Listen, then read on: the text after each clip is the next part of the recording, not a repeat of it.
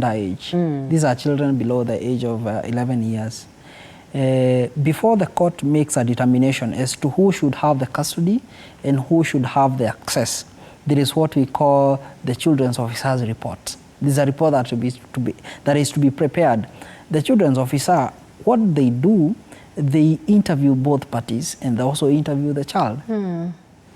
Now, and they make their report and their recommendation. Of course, there will be a narration as to how was the life of these children before the divorce, and how will it be affected. So, in considering all the factors, so sometimes the children may wish which is not in their best interest. That's why the court is intervening. Okay. The guiding principle is the best interest has to be factored. Because at times, I know if we have to consider strictly what the children wish, sometimes they would say they don't even want to go to school.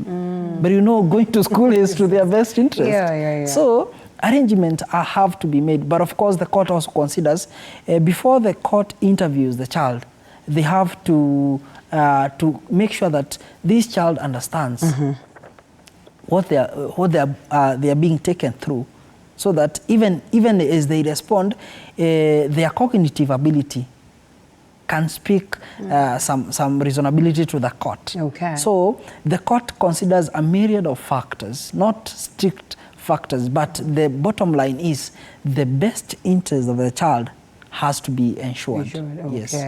As much as the parents, the parties who have the principal primary responsibility, they have also to take it up.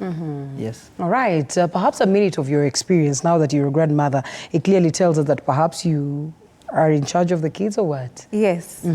My divorce was interesting. It was desertion. Okay. That means the guy just takes off. So you have no choice but to take care of the child.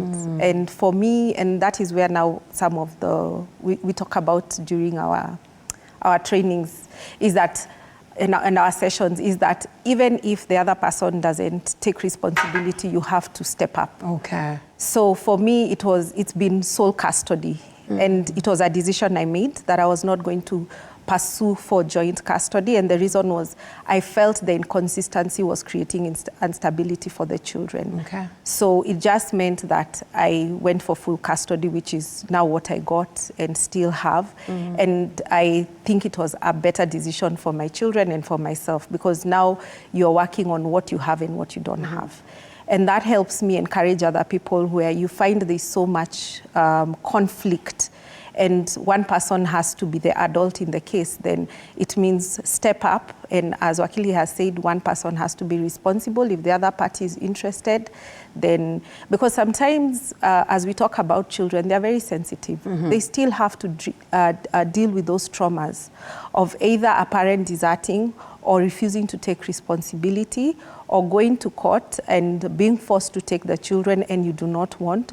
So you have issues of the evil stepmother.